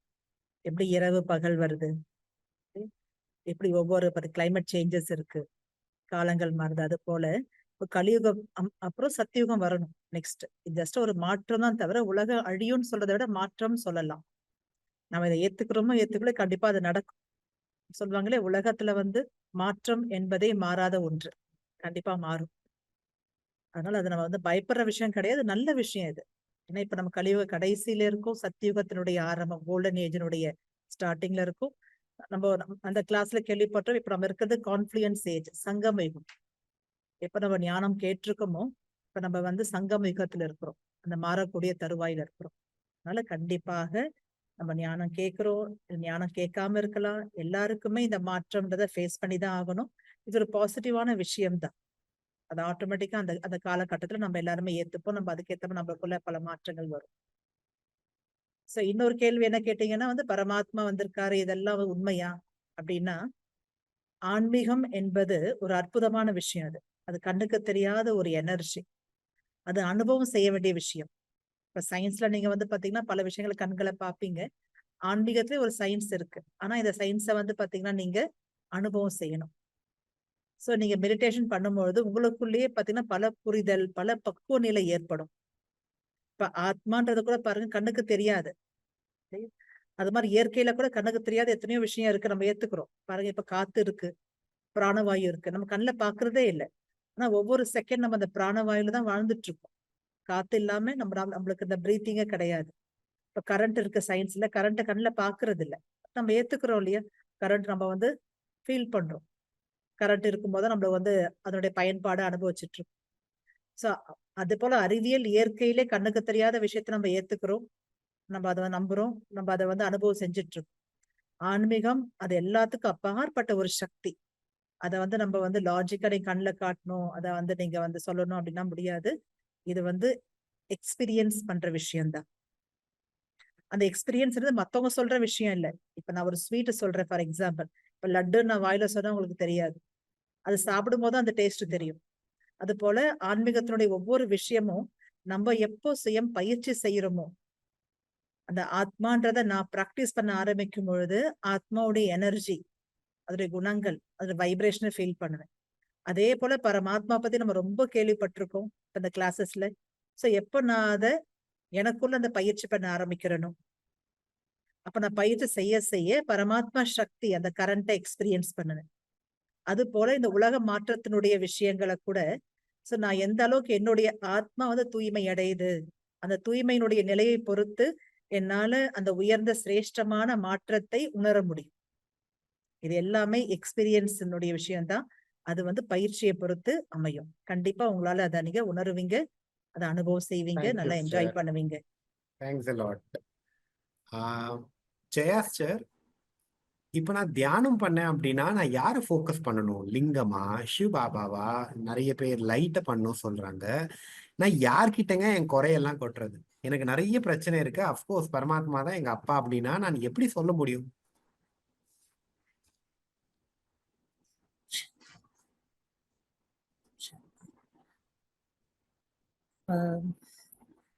வந்து பாத்தீங்கன்னா நம்ம தியானம் பண்றப்ப நம்ம இறைவன் கிட்ட நம்மளுடைய எல்லா பிரச்சனைகளும் நம்ம சொல்லலாம். அதற்கான எல்லா தீர்வுகளும் அவர் நமக்கு வந்து கொடுப்பாரு அப்படின்னு நம்ம வந்து சொல்றோம்.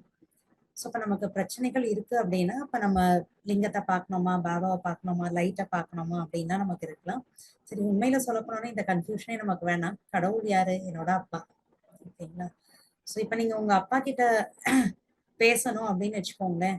உங்க அப்பாவை நினைச்சு நீங்க பேசிட்டு இருப்பீங்க. நீங்க எந்த இடத்துல இருக்கீங்க அப்படின்னு கூட நீங்க நினைக்க மாட்டீங்க. சோ நீங்க நடந்து போயிட்டு இருப்பீங்க, உட்கார்ந்துட்டு இருப்பீங்க, எங்கேயாவது யார்கிட்டயாவது பேசிட்டு இருப்பீங்க. என்ன பண்ணிட்டு இருந்தாலும் என்ன பண்ணுவீங்க? ஆட்டோமேட்டிக்கா நினைப்பீங்க. அந்த மாதிரி இங்க தியானத்துல கடவுள் என்னுடைய அப்பாவா இருக்காரு. சோ இப்ப உங்களுக்கு ஏதாவது ஒரு ப்ராப்ளம் இருக்கு. உங்க வீட்ல இருக்கக்கூடிய அப்பாவை கூப்பிட்டீங்கன்னா வருவாரா? வரமாட்டாரா? வருவார் இல்லையா? சோ அப்ப அதே மாதிரி சேம் திங் தான் இங்க இறைவன் பரமாத்மா என்னுடைய அப்பாவா இருக்காரு. சோ அதனால எதை பார்த்து நினைக்கிறோம் அப்படின்னு சொல்றதை விட, பாபா நீங்க முன்னால வாங்க அப்படின்னு சொல்லி கூப்பிட்டீங்கன்னா ஃப்ரம் த ஹார்ட், இறைவன் சொல்லுவாங்களே சுத்தமான அந்த தூய்மையான இதயத்தில் இறைவன் குடியிருப்பார்னு சொல்லுவாங்க. அப்ப மனதார தாட்ஸ்ல அந்த ஃப்ரம் த ஹார்ட் ட்ரூத்ஃபுல்லா உண்மையா பாபா நீங்க வாங்க அப்படின்னு சொல்லி கூப்பிட்டீங்கன்னா அவர் உங்களுக்கு முன்னால வந்துருவார். சோ அப்ப மனசுல என்னெல்லாம் தோணுதோ அது எல்லாமே அவர்கிட்ட நம்ம வந்து என்ன பண்ணலாம்? ஷேர் பண்ணலாம். ஒன்லி திங் ப்ரொவைடட் எனக்கு அவர் மேல ஃபெய்த் வேணும், அவ்வளவுதான். சோ சம்டைம்ஸ்ல வந்து இன்னொன்னு வந்து நம்ம அவருக்கு முன்னால அவரை பார்த்து நம்ம மனதார எல்லாத்தையும் சொல்றப்ப ஆட்டோமேட்டிக்லி மனசு ரொம்ப லைட் ஆயிடும், லேஸ் ஆயிடும் அவர்கிட்ட நம்ம ஷேர் பண்றப்ப. இன்னொன்னு லைட் ஆயிடும். மேபி அந்த டைம்லயோ இல்ல கொஞ்ச நேரம் கழிச்சோ எனக்கு வந்து ஒரு தெளிவு கிடைச்சிடும். ஓகே, நான் இதுதான் பண்ணணும், என் பிரச்சனை எல்லாம் சொன்னேன் இல்லையா, அதுக்கு நான் இது பண்ணா நல்லா இருக்கும் அப்படிங்கிற மாதிரி எனக்கு ஒரு தெளிவு கூட வந்து கண்டிப்பா கிடைச்சிடும். ஆனா சில டைம்ல நம்ம வந்து கடவுள்கிட்ட ஓகே நான் கூப்பிட்டேன், கடவுளே வான்னு சொன்னேன், முன்னால வந்தாரு, அவர்கிட்ட சொன்னேன். அதை நீங்க பாபானும் நினைக்கலாம், இல்ல ஒளினும் நினைக்கலாம். வெயிட்டிங் ரூம் எடுத்து விட்டுல. ரெண்டுமே நீங்க எதுனாலும் சொல்லலாம். ஆனா ஆனா பாபான்னு மனசார சொல்றப்ப முன்னால ஆகுறாரு. பட் அவர்கிட்ட நம்ம ஷேர் பண்ணதுக்கு அப்புறம் சம்டைம்ஸ் சில டைம்ல லைட்டா ஃபீல் ஆகும். சில டைம்ல என்னடா இது எனக்கு அனுபவமே கிடைக்கல அப்படின்ற மாதிரி கூட தோணலாம். அப்படி இருந்தாலும் நீங்க எனக்கு ஒண்ணுமே தோணலையே, எதுவுமே ஆகலையே, அப்படியே நமக்கு பாரமாவே இருக்கே அப்படின்னு கூட நம்ம ஃபீல் பண்ண வேணாம். பட் அவர்கிட்ட மனதார ஷேர் பண்ணிட்டு நம்பிக்கையோட விடுங்க. நீங்க என்ன பண்ணிட்டு இருக்கீங்களோ அதை கண்டினியூ பண்ணுங்க. கொஞ்ச நேரத்துல அந்த மைண்ட் லெவல்ல நம்ம கிட்ட இருக்கிற பாரத்தை எல்லாம் இறைவன் வாங்கிட்டு இருக்கிறத ஃபீல் பண்ணுவீங்க. செய்யலாம், எது செய்யக்கூடாதுன்னு நமக்கே டச்சிங் கிடைக்கலாம். இல்ல டச்சிங் கிடைக்கலன்னா யாராவது ஒருத்தர் மூலமா கூட இறைவன் நமக்கு அந்த ஒரு கைடன்ஸ் கொடுத்துருவார். சப்போஸ் எனக்கே டச் ஆகலைன்னா கூட நான் யார்கிட்டயோ பழகிட்டு இருப்பேன், யாரோ திடீர்னு ஒரு ஃபோன் பண்ணுவாங்க, இல்ல யாரோ என் முன்னால வந்து வேற ஏதோ ஒரு விஷயத்த பத்தி பேசிட்டு இருப்பாங்க. அந்த விஷயம் கேட்கிறப்ப டக்குன்னு என்னோட ப்ராப்ளம்க்கான விஷயம் என்ன சொல்யூஷன் அப்படிங்கிறது அந்த பாயிண்ட் த்ரூ இறைவன் எனக்கு வந்து டச்சிங் கொடுத்துருவார். சோ அதனால எதை நினைக்கணும் அப்படின்னு நம்ம வந்து கன்ஃபியூஸ் ஆக வேணாம். மனதார கடவுளை பாபா நீங்க முன்னால வாங்க, நீங்க என்னோட அப்பா இல்லையா, இப்ப உங்ககிட்ட நான் பேசணும் வாங்க அப்படின்னு சொல்லிட்டீங்கன்னா கண்டிப்பா நம்மளுடைய அன்பான அந்த ஒரு இதயபூர்வமான அழைப்பை அவர் ஏற்றுவார். அவர் ஆஜராகி நமக்கு முன்னால வந்துருவார். சோ நீங்க நினைக்கிறப்ப ஒடினும் நினைக்கலாம், இல்ல பாபா அப்படின்னும் நினைக்கலாம். பாபா நினைச்சோம்னா பாபாவுடைய புருவத்துக்கு நடுவுல, பிரம்மாவுடைய 2 புருவத்துக்கு நடுவுல நெற்றியில ஒளியாக இறைவன் இருக்கார் அப்படின்னு நம்ம நினைக்கலாம். பட் ஃப்ரம் த ஹார்ட், இது வாயில திறந்து பாபா வாங்கன்னு சொல்ற விஷயம் கிடையாது. இது இதயம் உள்ளத்துல இருந்து வரக்கூடிய ஒரு விஷயம். Heart to heart conversation, heart to heart link அப்படின்னே நம்ம சொல்லலாம். இப்படி பண்ணிட்டோம்னா கண்டிப்பா அதற்கான நம்ம ப்ராப்ளம்க்கான ஒரு டச்சிங், அதற்கான ஒரு சொல்யூஷன் நமக்கு இறைவன் டச்சிங் கொடுத்துருவார். தேங்க்யூ. பாபா அப்படின்னா அப்பா. ஹிந்தியில பாபா அப்படின்னா அப்பா, இறைவன் அப்பா. அவர் ரொம்ப அன்பா ஒரு பெட் நேம் சொல்லுவோம் இல்லையா, அப்படி ஒரு உணர்வு பூர்வமா கூப்பிடக்கூடிய வார்த்தை தான் பாபா அப்படிங்கிறது. ஸோ உங்களுக்கு பாபா நான் அப்படி கூப்பிட வேண்டாம்னா அப்பான்னு கூப்பிடுங்க. சிவனை நீங்க எப்படி கூப்பிட்டாலும் அவர் தந்தை தான். இதுதான் சகோதரி சொன்னதுடைய ஒரு சின்ன விளக்கம். செல்வநாதன் பிரதர், நான் பிகே ஆகி நிறைய முயற்சி பண்ணணும், நல்ல காரியம் பண்ணணும் அப்படின்னு தான் நான் நினைக்கிறேங்க. ஆனா என்னுடைய ஹஸ்பண்ட் வந்து எனக்கு சப்போர்ட் பண்ண மாட்டாங்க. நான் என்ன பண்ணணும்? அதுக்கு நான் என்ன பண்ணணும்? நமக்கு வந்து கூட இருக்கிறவங்க எல்லாருமே ஹெல்ப் பண்ணுவாங்கன்னு சொல்ல முடியாது. ஆனால் எல்லாருமே காரணத்தோட தான் இருக்காங்க. எல்லாருமே நல்லவர்கள் தான். எல்லாரும் காரணத்தோட தான் இருக்காங்க. நாம குறிப்பா வந்து நமக்கு வாழ்க்கையில் நடக்கிற எல்லா விஷயங்களுக்கும் பொறுப்பு நான் தான். நான் செய்த கர்மங்கள் தான். உங்களுக்கு கர்மத்தோட விளைவை பத்தி பாடங்கள் சொல்லி கொடுத்துருப்பாங்க. ஸோ நாம் செய்த கர்மங்கள் தான் நம்முடைய வாழ்க்கையில் வருகிறது. பல நேரங்களில் பலர் மூலமாக வருகிறது. ஆனால் வர வேண்டியது எனக்கு வந்து தீரும். நான் டிராவல்ல போயிட்டு இருக்கேன். ஒருத்தர் வண்டியில வந்து இடிக்கிறாருன்னா, அவர் இடிக்கணும் எனக்கு பாய்க்கலாம். காலையில இருந்தே வண்டியில வந்து என்னை இடிக்கணும்னு அவர் பிளான் பண்ணல. பை ஆக்சிடென்ஷியல் நடக்குது. ஆனால் அவர் இல்லைன்னு வச்சுங்க, நானே போய் ஏதோ ஒரு தெரியாம கூட நானும் இடிச்சுட்டு விழலாம். ஸோ இன்று நான் அடிபட வேண்டும் என்பது என்னுடைய வாழ்க்கையில் என்னுடைய கர்மத்தின் பலன் இருக்குது என்றால், அதை நான் அனுபவிச்சு தான் தீரணும். அந்த மாதிரி தான் நம்முடைய உறவினர்கள் மூலமாகவும், நம்முடைய நண்பர்கள் மூலமாகவும், பல பேர் மூலமாக நாம் எந்த பிறவியிலேயோ எப்பொழுதோ செய்த கர்மத்தின் விளைவு இப்பொழுது வருகிறதுன்றதை நாம் புரிந்து கொண்டு, அந்த கர்மத்தின் விளைவை எப்படி நான் நல்ல முறையில் தீர்ப்பது என்ற தெளிவில் நாம் அதை செய்தோம் என்றால், நிரந்தரமாக அந்த பிரச்சனை தீர்க்கப்படும். இல்லை அவர் கோவப்பட்டாரு, அதுக்காக நானும் ஒரு படியாக அதிகமாக கோவப்பட்டேன் அப்படின்னா, புதியதாக ஒரு நெகட்டிவ் கர்மத்தை நாம் உருவாக்கி கொண்டிருக்கிறதாக மாறும். ஸோ அதனால அவர் யாருன்றது பார்க்காதீங்க. விஷயங்கள் வந்து எனக்கு உள்ள இருந்து என்னுடைய விஷயம் அவர் மூலமாக வருகிறது. அவர் கருவி தான். பக்தியில சொல்லுவார்கள், எய்தவனை விட்டு விட்டு அம்பை நோக்கக்கூடாதுன்ற மாதிரி. ஸோ அவருடைய நடிப்பை அவர் சரியாக செய்கிறார். என்னுடைய நடிப்பை நான் சரியாக செய்ய வேண்டும் அப்படின்னு பார்த்தீங்கன்னா, நம்முடைய வே ஆஃப் ரெஸ்பான்ஸ் வந்து மாறும். அவரால் தான் நடக்குதுன்னு கிடையாது. எனக்கு கொடுக்கக்கூடிய டெஸ்ட் பேப்பர் கொடுக்கப்பட்டிருக்குது. நான் அதை எப்படி வெற்றிகரமாக சமாளிக்க வேண்டும். அவர் நடிகர். ஒரு சினிமாவில் பார்த்தீங்கன்னா, ஹீரோவும் வில்லனும் அடித்து சண்டை போட்டுட்டு இருப்பாங்க. ரொம்ப குரோதத்தோடு அந்த காட்சியில் இருப்பாங்க. அந்த ஷூட்டிங் முடிஞ்சு கேமரா ஆஃப் பண்ண பிறகு 2 பேரும் கை கோத்துக்கிட்டு ஒன்றா உட்காந்து டீ சாப்பிடுவாங்க. ஏன்னா அவங்களுக்கு தெரியும், இது நாடகம். இந்த நாடகத்தில் அவருடைய நடிப்பை அவர் நடிக்கிறார், என்னுடைய நடிப்பை நான் நடிக்கிறேன் அப்படின்ற உணர்வு இருக்கும் பொழுது, அந்த காட்சியில் அவ்வளோ ஆக்ரோஷத்தோடு இருந்தவங்க காட்சி முடிஞ்ச உடனே ரொம்ப ஃப்ரெண்ட்லி ஆகிடுறாங்க. அதை போல தான் என்னுடைய கணவர், அவர் எனக்கு என்னுடைய ஆன்மீக சக்தியையும் என்னுடைய பயிற்சியையும் அதிகரிப்பதற்கு அவருடைய நடிப்பை நடிக்கிறார். ஒரு படத்தில் ஒரு ஹீரோவுடைய சிறப்பை காண்பிக்கணும்னா அந்த அளவுக்கு கொடுமையாக வில்லன் இருக்கணும். வில்லன் எவ்வளோ கொடுமையாக இருக்கிறார், அப்போ தான் ஹீரோவுடைய பெருமை ஏற்படும். ராவணனை பொறுத்து தான் ராமனுடைய பெருமை பாரப்படுகிறது. ஸோ அதனால் நீங்கள் நல்ல முறையில் ஆன்மீக முயற்சியில் பெரிய ஆள் ஆகணும்னா, கண்டிப்பாக உங்களை சுற்றி இருப்பவர்கள் மூலமாக தடைகள் வரும். ஆனால் நாம் தடைகளை எப்படி வெற்றி கொள்வதுதான் பார்க்கணுமே தவிர, அது இவரால் வருகிறது அவரால் வருகிறது என்ற காரணம் கிடையாது. யார் இல்லைனாலும் எனக்கு வர வேண்டிய தடைகள் வரும். நான் அதை எப்படி இறைவன் சொன்ன வழிமுறையில் அதை கையாண்டு வெற்றி அடைய வேண்டும், அதில் மட்டும் கவனம் செலுத்துங்க. ஸோ அப்போ அந்த மனிதர்கள் மேலே நமக்கு வெறுப்பு போகாது. அவர்கள் அவர்களுடைய நடிப்பை சரியாக செய்து கொண்டிருக்கிறார்கள் அப்படின்னு பார்க்கும்பொழுது அந்த கோபமோ வெறுப்போ ஏற்படாது. ஆனால் அதே நேரத்தில் நாம் அதை எப்படி வெற்றிகரமாக கையாள வேண்டும் என்பதும் நமக்கு தெரிய வரும். பயிற்சி தினமும் வகுப்புகள் அட்டன் பண்ண உங்களுடைய வே ஆஃப் அண்டர்ஸ்டாண்டிங் இம்ப்ரூவ் ஆகும். டெஃபினட்டாக சக்ஸஸ்ஃபுல்லாக மாறுவீங்க. Thank you brother. Thanks thank you. a lot. Chitra sister, முக்தி அப்படின்னா என்னங்க? பிறவா வரம் தாரும் பெருமானே, பிறவா வரம் தாரும் அப்படின்லாம் நாங்க கேட்டிருக்கோம். ஆனால் முக்தியை இன்னும் கொஞ்சம் பெட்டரா அண்டர்ஸ்டாண்ட் பண்ணுங்களேன். முக்தி அப்படின்னா நாங்க இதுக்கப்புறம் பிறக்க மாட்டோமா? அப்படின்னா எதுக்காக நாங்க படைக்கப்பட்டோம்? எங்களுடைய படைப்பினுடைய நோக்கம் என்ன? அப்படின்ட்டு நிறைய கேள்விகள் இருக்கு. அப்போ முக்தி, நம்முடைய வீடு, நம்முடைய நடிப்பு, இதை பத்தி கொஞ்சம் எக்ஸ்பிளைன் பண்ணுங்க. ஸோ முக்தின்றது ஆன்மீகத்தினுடைய ரொம்ப உயர்ந்த நிலை அது. ஸோ பரந்தாமத்துல நம்ம இருக்கக்கூடிய நிலைதான் முக்தி நிலைன்னு சொல்லப்படுது. ஆனா அந்த நிலைக்கு நம்ம எல்லாருமே போவோம். உலகத்துல இருக்க எல்லா ஆத்மாக்களுமே வந்து வீட்டுக்கு போகக்கூடிய நிலை வரும். நம்ம அந்த நாடகம் கேள்விப்பட்டிருக்கோம் அந்த கிளாஸ்ல. இப்ப எல்லாருக்குமே ரிட்டர்ன் ஜர்னி, இந்த சைக்கிள் முடிவடைஞ்சா முக்தி, தென் ஜீவன் முக்தி. கேள்விப்பட்டிருக்கோம். முக்தினா பரந்தாமத்துக்கு போறது, ஜீவன் முக்தினா இந்த புதிய உலகம் சொர்க்கத்துக்கு வர்றது. ஓகே. ஆனா முக்தின்றது பாத்தீங்கன்னா நம்ம அந்த நிலையை அடையதான் போறோம். அதற்கு முன்னாடி பல முக்தி இருக்கு. இப்ப நம்ம பாத்தீங்கன்னா இப்ப நான் பிராக்டிகலா வாழ்ந்துட்டு இருக்கோம் இல்லையா, இந்த வாழ்க்கையில நம்ம பல விஷயத்துல இருந்து நம்ம விடுபடணும். முக்தின்றது விடுபடுது, டிட்டாச் ஆகுறது. சோ இப்ப டிட்டாச் ஆகுறதுன்னா நம்ம சன்னியாசி மாதிரி நம்ம காட்டுக்கு போயிடணும், எல்லா வீடு வாசல விட்டுடணும், அந்த மாதிரி கிடையாது. ராஜயோகத்துல அந்த விஷயம் அதை வந்து நம்ம இல்லைன்னு சொல்லுவோம். அது ராங்குன்னு சொல்லப்படுது. அதாவது பாத்தீங்கன்னா நம்முடைய காரியங்கள், கடமைகள், பொறுப்புகளை மீறி நம்ம வந்து செய்யறது வந்து அது வந்து ராங்குன்னு சொல்லப்படுது. மற்றபடி முக்தி என்றால் மனதால் விடுபடுதல்.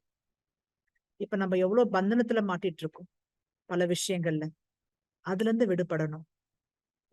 எத்தனையோ காரியத்தினுடைய பந்தனங்களை மாட்டிட்டு இருக்கோம், சொந்த பந்தனத்தினுடைய அந்த பந்தனம்னா அட்டாச்மெண்ட்ல மாட்டிட்டு இருக்கோம். அதுல இருந்தெல்லாம் மனசு விடுபடணும். வீணான எண்ணங்கள் அதுல இருந்து விடுபடணும். எதிர்மறையான எண்ணங்கள் அதுல இருந்து விடுபடணும். இது போல இப்ப நம்ம பிராக்டிக்கலா இப்ப நம்ம இருக்கக்கூடிய சில தேவையற்ற வீணான எதிர்மறையான விஷயத்துல இருந்து நம்ம விடுபடுறோம்னா தானாகவே அந்த உயர்ந்த முக்தி நிலையை சகஜமாக அடைஞ்சிருவோம். ஆனா எல்லாருமே முக்தி அடையணும்ன்றது இயற்கை. ஆனா நம்ம ராஜயோகம் செய்யும் பொழுது நம்மளால சகஜமாக அடைய முடியும்.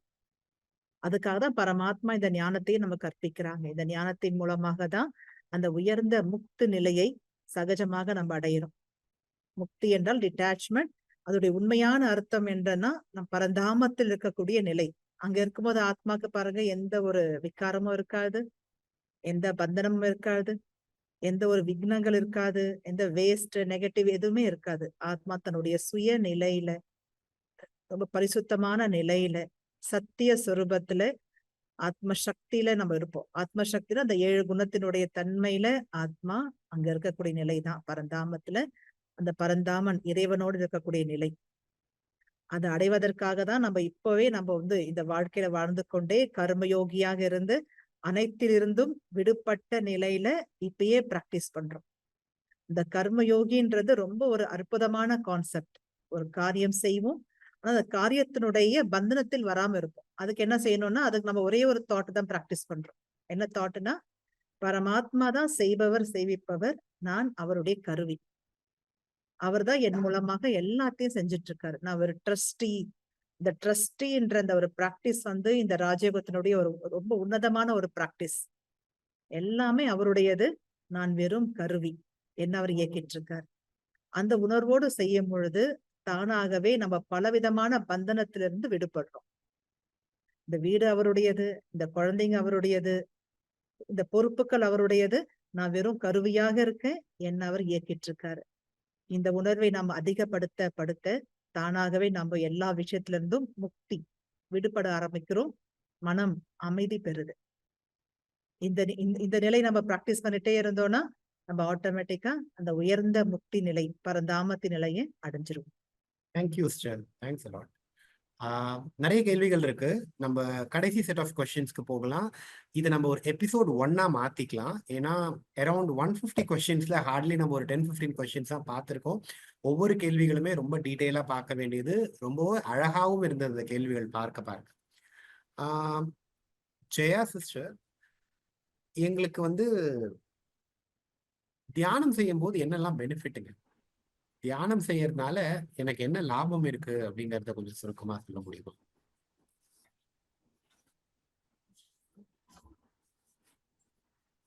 மெடிடேஷன் பண்றப்ப என்னெல்லாம் லாபம் அப்படின்னு சொல்லி கேட்கறது எனக்கு ஆக்சுவலா ஒரு நல்ல கொஸ்டின். ஆனா எந்த ஆங்கிள் கெட்டது ஏதாவது இருக்கான்னு பார்த்தா ஒண்ணுமே கிடையாது.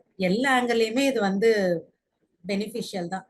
நீங்க உடல் அளவுல எடுத்தாலும் சரி, இல்ல மனது லெவல்ல எடுத்தாலும் சரி, இல்ல ரிலேஷன்ஷிப் லெவல்ல எடுத்தாலும் சரி, இல்ல அட்மாஸ்பியர் வைப்ரேஷன்ஸ் லெவல்ல எடுத்தாலும் சரி, என்விரான்மெண்ட் எந்த ஆங்கிள் எடுத்தோம்னாலும் நமக்கு பொறுத்த வரைக்கும் மெடிடேஷன் பண்றதுனால லாபம் தான் நமக்கு வந்து கிடைக்குது.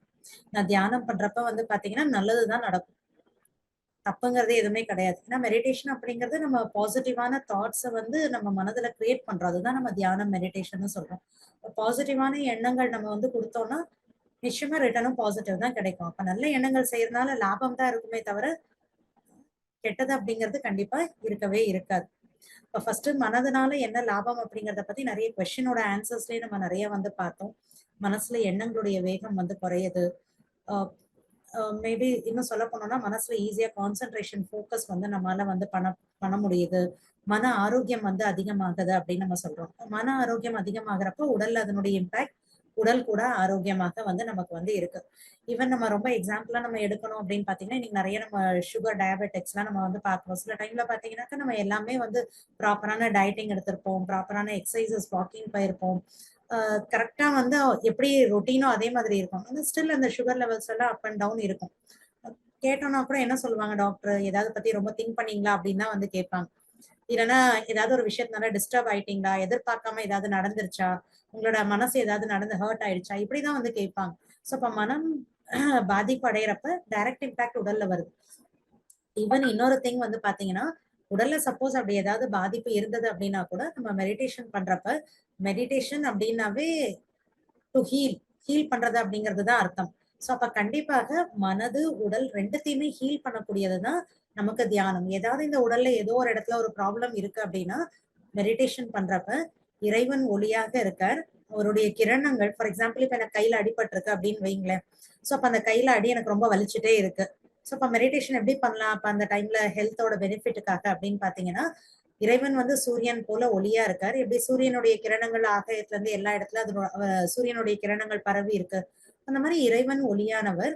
அவருடைய அவர்கிட்ட இருந்து வரக்கூடிய அந்த வைப்ரேஷன்ஸ் அந்த கிரணங்கள் என்னுடைய அந்த கையில அடிப்பட்ட இடத்துல விழுந்துட்டே இருக்கு. சோ அப்ப அவருடைய கிரணங்கள் விழ விட அந்த இடம் ஹீல் ஆயிட்டே இருக்கு. அந்த பெயின் போயிட்டு அங்க இருக்கக்கூடிய எல்லாமே வந்து பெர்ஃபெக்ட்டா ஒர்க் ஆயிட்டே இருக்கு. இப்படி நம்ம மெடிடேஷன்ல நம்ம பாடியை கூட நம்ம ஹீல் பண்ண முடியும். சோ உடல் ஆரோக்கியமும் இருக்கு. இன்னும் சொல்லணும் அப்படின்னா உறவுகளும் ரொம்ப நல்லா இருக்கும். மனசுல பாசிட்டிவான தாட்ஸ் இருக்கு. நான் என்ன ஆத்மான்னு நினைக்கிறேன், மத்தவங்களையும் நான் ஆத்மான்னு பாக்குறேன். அப்ப நேச்சுரலா வந்து நல்ல எண்ணங்களுடைய கொடுக்கல் வாங்கல் தான் இருக்கும். யாரு எப்படிப்பட்டவங்களா இருந்தாலும் அவங்களுடைய நல்ல விஷயங்கள் மேலதான் என்னுடைய கவனம் அட்டென்ஷன் போகும்.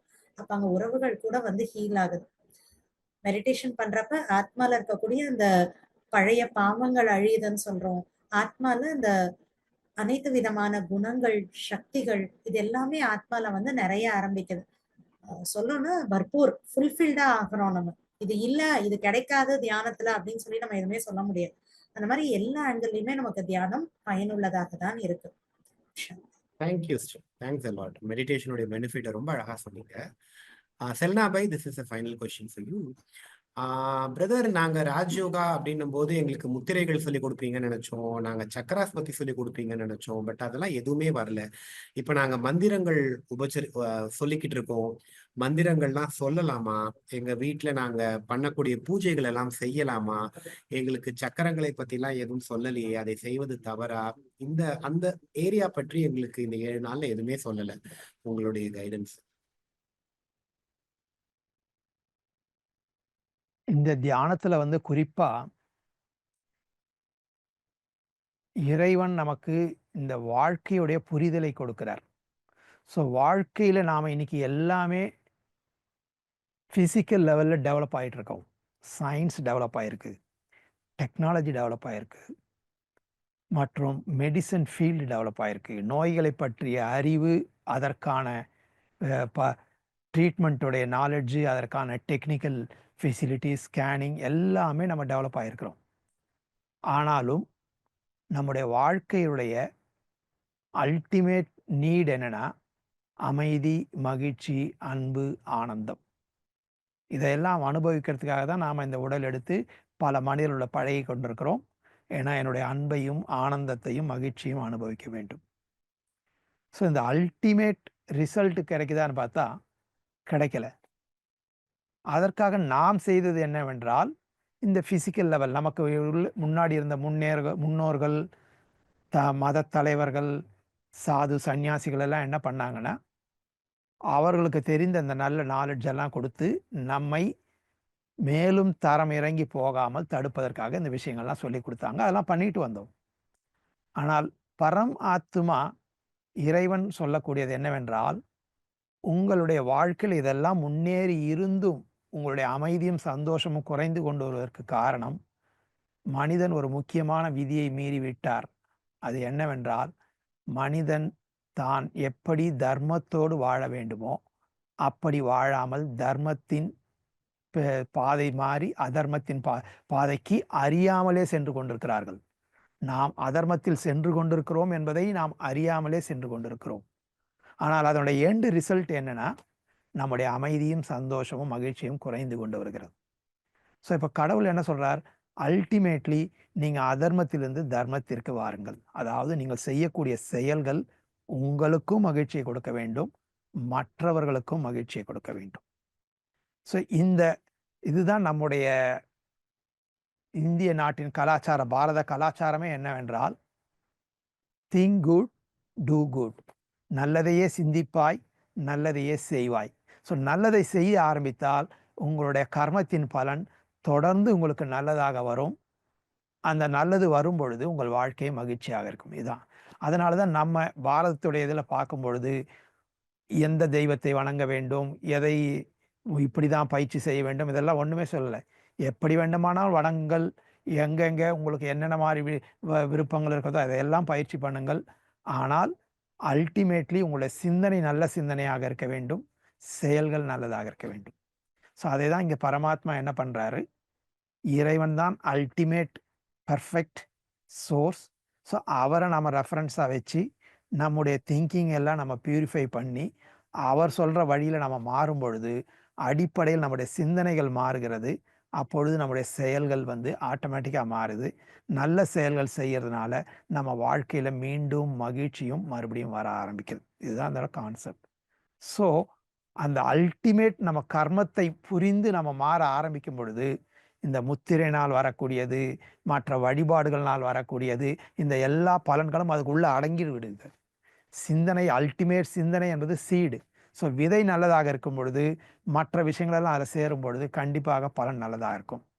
அதனால் இதை மற்ற இது நாள் வரை நாம் அதை கொஞ்சம் சுற்றி வளைச்சி நம்முடைய வாழ்க்கையை முன்னேற்ற முயற்சித்தோம். ஆனால் இப்போ கடவுள் நமக்கு நேரடி சோர்ஸையே மாற்ற சொல்கிறார். அதாவது உங்களுடைய சிந்தனைகளை ஆத்ம சிந்தனையாக, மனிதர்களை உடலை பார்த்து வாழாமல் ஆத்மா என்ற உணர்வை பார்த்து வாழுங்கள். அப்பொழுது உங்களுடைய சிந்தனைகள் உயர்ந்து விடும் பொழுது உங்கள் வாழ்க்கை உயர்ந்து விடும். அப்போ இந்த மற்ற விஷயங்கள் எல்லாம் நமக்கு அவ்வளோ கான்சென்ட்ரேட் பண்ண வேண்டிய அவசியம் இல்லை. அதெல்லாம் அது உள்ளேயே இன்க்ளூட் ஆகிருக்கு. ஸோ அதனால தான் இங்கே மனித சிஸ்டரும் சொல்லிக்கிட்டு இருந்தாங்க, நமக்கு சொல்லியிருக்காங்க, வாய் விட்டு சிரித்தால் நோய் விட்டு போகும். ஸோ இப்போ நம்ம தியானத்தின்படி எப்போ நம்ம வாய் விட்டு சிரிக்க ஆரம்பிக்கிறோமோ அப்போ ஆட்டோமேட்டிக்காக அது நம்ம பாடியை இம்ப்ரூவ் பண்ணும். இந்த பாடியை இம்ப்ரூவ் பண்ணுறதுல வர ஒரு ஸ்டெப்பு தான் மூச்சு பயிற்சி, முத்திரை பயிற்சி. இதெல்லாம் தாராளமாக செய்யலாம். நீங்கள் யார் யாருக்கு என்னென்ன தெரியுமோ செய்யுங்க. ஆனால் அல்டிமேட்லி நம்முடைய சிந்தனையை உயர்ந்த சிந்தனையாக மாற்றிவிட்டோம் என்றால் நம்முடைய வாழ்க்கை சிறப்பாகிவிடும் என்பதை இறைவன் சொல்லுகிறார். ஸோ அதனால் நாம் அந்த அல்டிமேட்டு விஷயத்துக்கு ஒர்க் பண்ணுறதுனால இந்த இன்பிட்வீன் இருக்கிற விஷயங்களை நாம் சொல்லி கொடுக்க நிறைய பேர் இருக்காங்க, அதில் தேர்ந்தவர்கள்லாம் இருக்கிறாங்க. ஸோ அந்த பயிற்சியும் நீங்கள் வேணும்னா தாராளமாக செய்யலாம். ஆனால் அல்டிமேட் நம்முடைய எண்ணங்களில் நாம் உயர்ந்த சிந்தனையாளர்களாக மாற வேண்டும். அடுத்தவர்களுக்கு துக்கம் கொடுக்காதவர்களாக, தர்மத்தின்படி வாழக்கூடியவர்களாக நாம் மாற வேண்டும் என்ற இறைவனுடைய ஆசையை நாம மனமது சின்மையானால் மந்திரம் ஜபிக்க வேண்டாம் அப்படிங்கிறது நம்முடைய சாஸ்திரங்கள்லயே இருக்கு. நிறைய விஷயங்கள் ரொம்ப அழகா பார்த்தோம். இன்னும் நிறைய கேள்விகள் இருக்கு. நாம ஒரு 10% கூட கேட்கல. யாரும் நிறைய கேள்விகள் அரௌண்ட் 150 to 70 கொஸ்டின்ஸ் வந்தது. ஆனா ஒரு கேள்வி ஒருத்தவங்க யாருமே கேட்கல, யாருமே இது வரைக்கும் கேட்கல. இதுக்கெல்லாம் சோர்ஸ் எங்க? நீங்க எங்கேருந்து இந்த கான்டெக்ட் சொல்றீங்க? யாருமே கேட்கல, யாருடைய மனதிலும் வரலன்னா இந்த கொஸ்டின் நான் உங்களுக்கு கேட்கிறேன். பிரம்மா குமாரிகள் இந்த ஞானத்தை எப்படி கூறுகிறார்கள்? இதற்கெல்லாம் இப்போ இது பிரதர் செல்வநாதனுடைய இன்டெலிஜென்ஸ் இல்ல, சிஸ்டர் சித்ராவுடைய இன்டெலிஜென்ஸ் இல்ல, சிஸ்டர் ஜெயலட்சுமியோட இன்டெலிஜென்ஸ் இல்ல உங்களுக்கு யாரெல்லாம் வகுப்பு எடுத்தாங்களோ அவர்களுடைய சிந்தனை அல்ல. இதற்கெல்லாம் சோர்ஸ் இறைவனுடைய ஞானம், பரமாத்மா சிவன் கொடுக்கக்கூடிய ஞானம். அப்ப இது எல்லாமே அவர்கள் கொடுத்த இறை கொடுத்த ஞானத்தை சிந்தித்து இங்க நீங்க ராஜயோக தியான பயிற்சியாளர்கள் உங்க கூட பகிர்ந்துக்கிட்டாங்க. ஸோ நீங்கள் கேட்டுக்கொண்டிருப்பது ஒவ்வொரு நாளும் அட்லீஸ்ட் இன்னையிலிருந்து இறைவனுடைய அந்த ஞான முரளி, அதுக்கு ரொம்ப இம்பார்ட்டன்ஸ் இருக்கு. இங்கு இத்தனை பேர் இவ்வளோ தெளிவான கான்டெக்ட் எங்க இருந்து அவங்களுக்கு கிடைச்சிச்சு அப்படின்னா இறைவனுடைய ஞான முரளி அப்படிங்கிறது வேங்குழல். இப்போ ஞானம், பரமாத்மா கொடுக்கக்கூடிய ஞானம் ரொம்ப ரொம்ப விலை மதிக்க முடியாதது. அந்த ஞானத்தை கேட்பதுதான் இத்தனை கிளாரிட்டிக்கும் ரீசன். அப்போ இறைவனுடைய ஞானத்தை நாம் கண்டிப்பாக கேட்போம். நம்ம எல்லாருக்குள்ளயுமே ஒரு ரீசன் இருக்குங்க. நான் ரொம்ப பிஸியா இருக்கேன் அப்படின்ட்டு. நம்ம பிஸியா இருக்கலாம், பரவாயில்ல. ஆனா மொபைல சார்ஜ் போறதுக்கு நம்மளுக்கு டைம் கொடுக்கணும் தானே. ஸோ அடுத்த 1 வீக் நீங்க மொபைல சார்ஜ் போடுங்க. அதாவது உங்களை சார்ஜ் பண்ணிக்கிறதுக்கு நீங்க முரளி கேளுங்க. So, இந்த நீங்க நிறைய கேட்ட கேள்விகளுக்கெல்லாம் ஆன்சர் அங்க கிடைச்சிருக்கும். நம்ம ஒரு 1 வீக் அப்புறமா கண்டிப்பா இந்த Q&A உடைய பார்ட் 2 வைக்கலாம். அதுல நிறைய பேருடைய கேள்விகளுக்கு ஆன்சர் கிடைச்சிருக்கும் அப்படிங்கறதுதான் எங்களுடைய நம்பிக்கை. ஸோ இந்த அழகான நிகழ்ச்சியில எல்லாரும் வந்திருக்கீங்க. எஸ்பெஷலி என்னுடைய special thanks to Chitra sister, Jaya sister, Selvanathan brother. இப்ப நாம இந்த செஷனை முடிக்கலாம் ஒரு அழகான தியானத்தோட. சித்ரா சிஸ்டர், எங்களை நீங்க ஒரு ரொம்ப குயிக்கா ஒரு குட் நைட் மெடிடேஷன் பண்ண வைங்க. So, நாம தியானத்தோடு இந்த நாளை அழகா முடிக்கலாம். எல்லாரும் தியானம் செய்துட்டு போகலாம். ஓம் சாந்தி. இதுக்கப்புறமா உங்களுக்கு அந்த ரெகுலர் செஷன் அங்க போயிட்டு இருக்கு. அதை கேட்பீங்க 9 o'clock பேட்ச்ல. ஓம் சாந்தி. ஓம் சாந்தி. So, நம்ம தினந்தோறுமே நம்ம வந்து பிஃபோர் பெட் நம்ம எப்போ தூங்குறோமோ அதுக்கு முன்னாடி ஒரு ப்ராக்டிஸ் பண்ணணும்.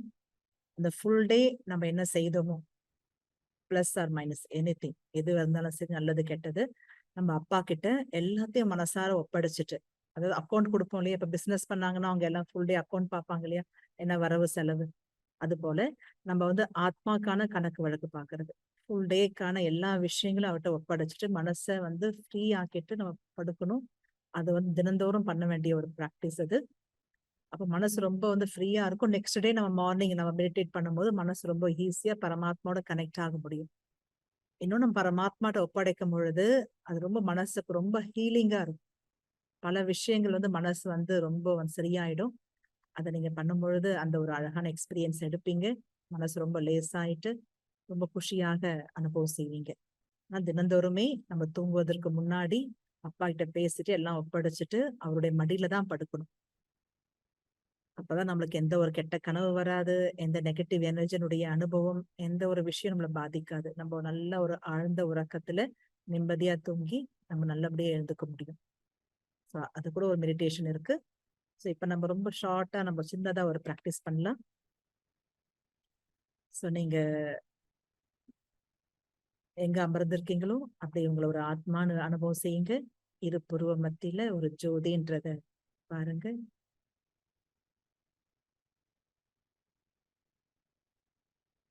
ஸோ பரமாத்மா எனக்கு மேல இருக்காங்க, ஜஸ்ட் எனக்கு தலைக்கு மேல. அப்புறம் ஜோதி சொரூபத்துல இருக்காங்க. அவருடைய ஒளி கிரணங்கள் ஆத்மாவாகி என் மீது விழுந்து கொண்டிருக்கு. பரமாத்மா அமைதியின் கடல், அது நல்ல ஆழமா உணருங்க. இறை தந்தை சிவ தந்தை அமைதியின் கடலாக இருக்காங்க. அமைதியான அதிர்வலைகள், ஒளி கிரணங்கள் என் மீது சக்தியின் மழையாக, பூ மழையாக பொழிகின்றது.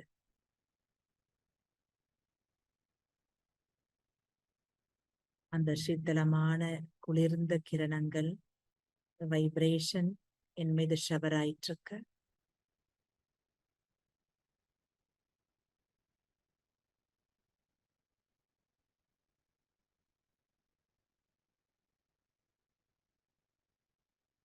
இந்த அமைதியான மனநிலையில நம்ம நம்முடைய பெட்ல போய் படுக்க போறோம். இந்த பெட்டையே ஃபீல் பண்ணுங்க, அது ஒரு பவர் பெட். சாதாரண பெட் கிடையாது. பெட்டா இருக்கலாம், பாயா இருக்கலாம், எனிதிங். நம்மளுடைய படுக்கையை அப்படியே ஃபீல் பண்ணலாம். அது ஃபுல்லா ஒரு சக்தி வாய்ந்த பவர் பெட்டா இருக்கு. நான் படுத்துட்டு இருக்கேன். பரமாத்மாவுடைய ஒளி கிரணங்கள் ரேஸ் என்னை சுற்றி ஒரு பாதுகாப்பு வளையமாக, எப்படி நம்ம வந்து இதெல்லாம் கொசு வலையெல்லாம் போடுவோம் இல்லையா, மஸ்கிட்டோ நெட், அது போல பரமாத்மாவுடைய சக்தியின் அதிர்வலை, அந்த ஒளி கிரணங்கள் என்னை சுற்றிலும் ஒரு பாதுகாப்பு கவசமாக சூழ்ந்திருக்கு. நம்ம எப்ப படுத்தாலும் எங்க படுத்தாலுமே இந்த ஒரு தூய்மையான ஒரு பாதுகாப்பு வலைக்குள்ள, இந்த வைப்ரேஷனுக்குள்ள படுக்கலாம். நீங்க அது மாதிரி பிராக்டிஸ் பண்ணி பாருங்க. உங்களுடைய உறக்கம் ரொம்ப ரொம்ப குவாலிட்டியா இருக்கும். சவுண்ட் ஸ்லீப்பா இருக்கும். ரொம்ப ஃப்ரெஷ்ஷா நீங்க ஃபீல் பண்ணுவீங்க. கொஞ்ச நேரம் தூங்குனா கூட அந்த தூக்கத்துல ரொம்ப நல்ல ஒரு அனுபவம் இருக்கும். அனுபவம் மீன்ஸ் நல்லா ஃப்ரெஷ்ஷா உங்களால ஃபீல் பண்ண முடியும். நீங்க எந்த டைம் எழுந்துக்கணும்னு நினைக்கிறீங்களோ அந்த டைம் கரெக்டா உங்களால விழிப்படைய முடியும்.